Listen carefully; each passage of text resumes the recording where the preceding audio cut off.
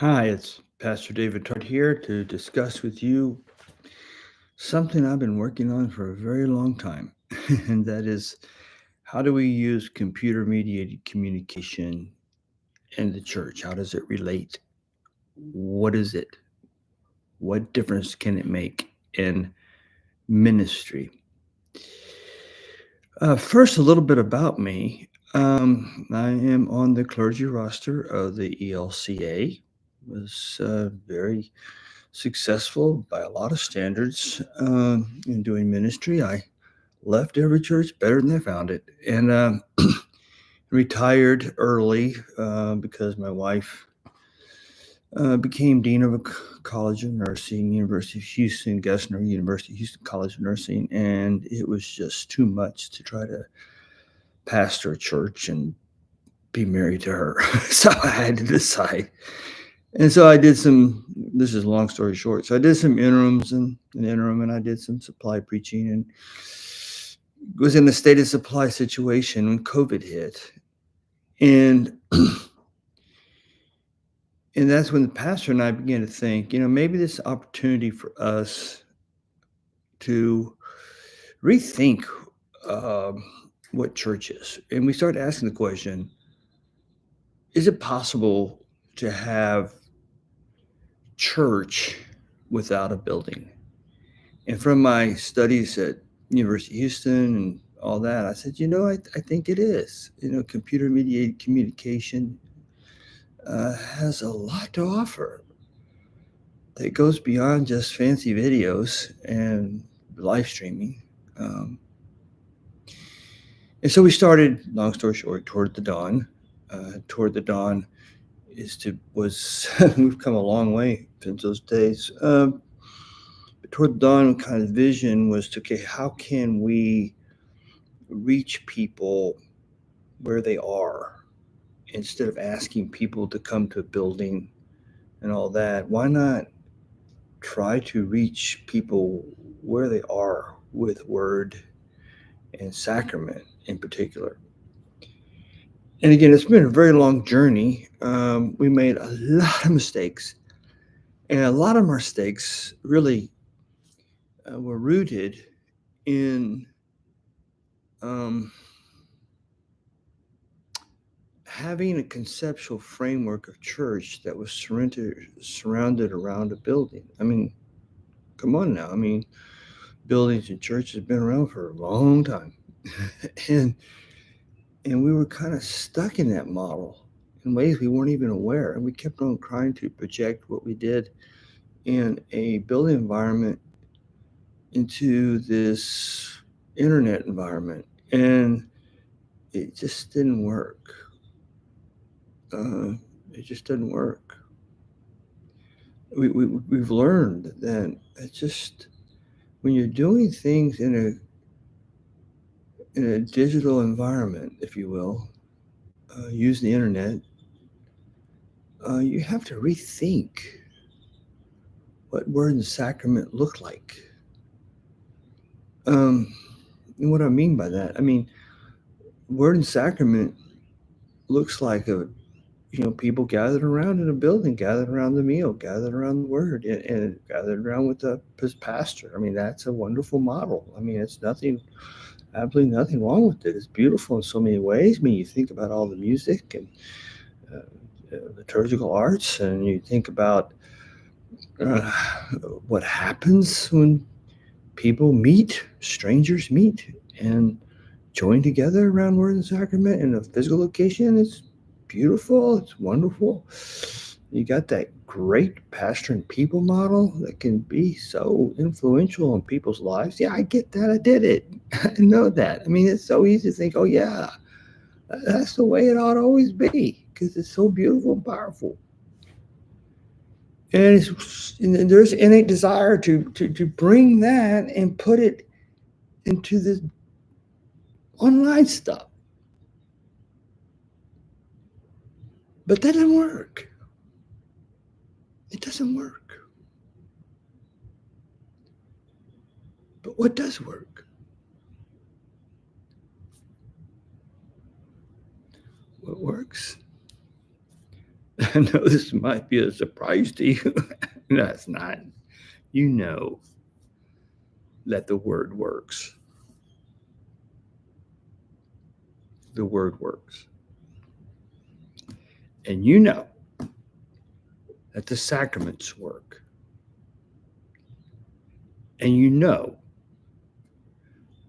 that when people connect around word and sacrament and begin to share their own issues and their own situation, that beautiful things can happen. And that's what goes on toward the dawn.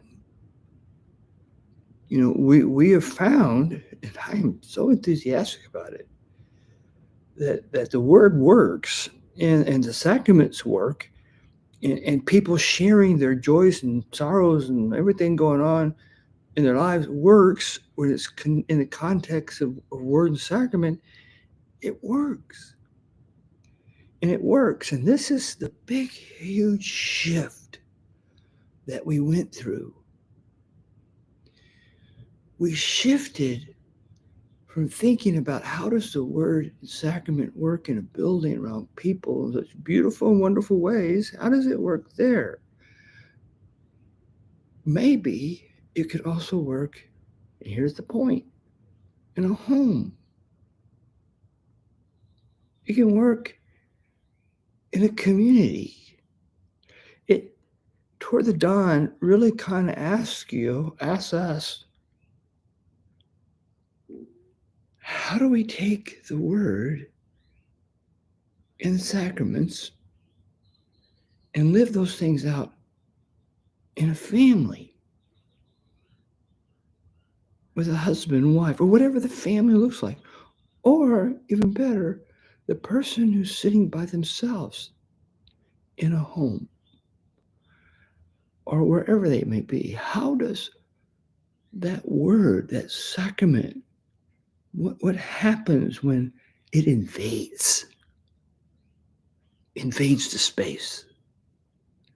And that has been so eye-opening to begin to think that way, that toward the dawn, we're taking the word and the sacraments and spirituality, and we're trying to shove it into people's lives. And this is so fascinating, because one of the things we have learned is that a lot of people don't want the word that close. It's weird. It's like when you talk to people, do you go to church? Oh, yeah, I go to church. And you know, oh, really? You enjoy? Oh, yeah, I really enjoy church. What do you enjoy about it? Well, I enjoy the music and I enjoy being people.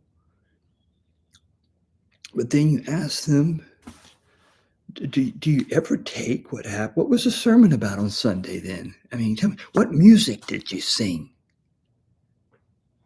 And they'll look at you and go, I don't really remember what the pastor said. Do you remember what the text, what Bible story it was? Not really. Do you remember what hymns you sang? No, not really. I knew I enjoyed them, but I don't remember them. I remember I felt good, and I saw some people I know.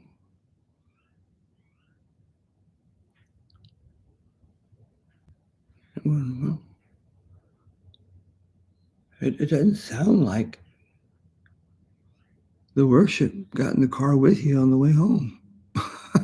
It was boxed in. Now, I'm not saying it's for everybody. Of course not. Of course not. There are a lot of people who bring the bulletin home. And I mean, there's some beautiful things happen around that. But I'm saying, toward the dawn, nobody has to bring worship home with them, because it is home with them.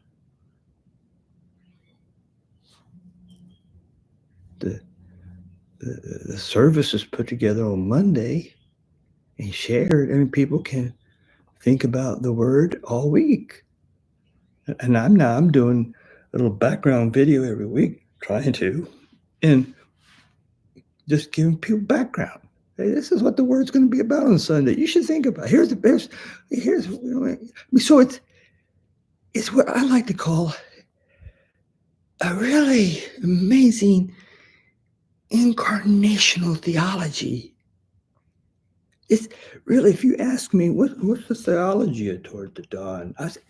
It's incarnational. The word happens where you live. Take what's read, take what's preached, take what's inspired, take that and look around you and your family and see it. It's there. I mean, okay, just some people say, I just need an example of that, Pastor. Okay, listen to me. Here's an example. I go with the latest example. I go with the latest example all day long. This coming Sunday, all about service. In particular, I'm not going to preach to you because you already know this stuff. I mean, we get that wonderful verse, Jesus says, I came not to serve, not to be served, but to serve and give my life as the Son of Man as a ransom for many, right? I mean, the whole ransom thing. And so you can say, okay, what's going on in your family that needs to be ransomed by service? Is there some competition in your family, some pain and illness that you need to really find hope over and joy over to come out of? You know what I'm saying? It's how does that idea of being ransomed, how does that invade your family life? That's what Toward the Dawn tries to do. That's incarnational theology. And listen, I know there's probably plenty of you who are doing this. I'm not saying computer-mediated communication is somehow my unique discovery, and I'm not Columbus, I'm not saying, whoa, look what I found. No, it's something that y'all probably are engaged in different wonderful ways, and I applaud that. But what I'm saying is, and this is why I'm doing the video, to tell you the truth, is I think it's time for us to start thinking and discussing how we can use computer-mediated communication, this technology, to rethink in new and different ways, beyond podcasting, which I'm doing now, beyond live streaming, which has been around since the invention of radio. Why don't we look beyond that and start thinking, how can we use all this wonderful means to deliver gospel to people, word and sacrament to people? I mean, I'm not that smart, I admit that. I'm okay with that. But man, what would happen if we really said, okay, let's sit down and let's try some things? And what is so wonderful about Toward the Dawn, it is a laboratory. It's a laboratory. If you've got an idea about how to make incarnational theology work and how word and sacrament might work online, I love to talk to you. I'll listen to you. I really will. Kind of wind up the podcast here. I have to tell you, sometimes people ask me, why are you doing this? Man, you're retired. Why aren't you sitting on the beach somewhere? And there are days I wonder. But you know what? I've been doing this word thing since I was 17 years old. 17 years old, 50 years. 50 years. I went from high school church camp, worked in Lutheran church camp for 6 summers, went to Texas Lutheran right away, majored in theology, went to seminary, Wartburg, went to study overseas, Norway for a year, got a doctorate of ministry. I just been crazy about it. And so there's just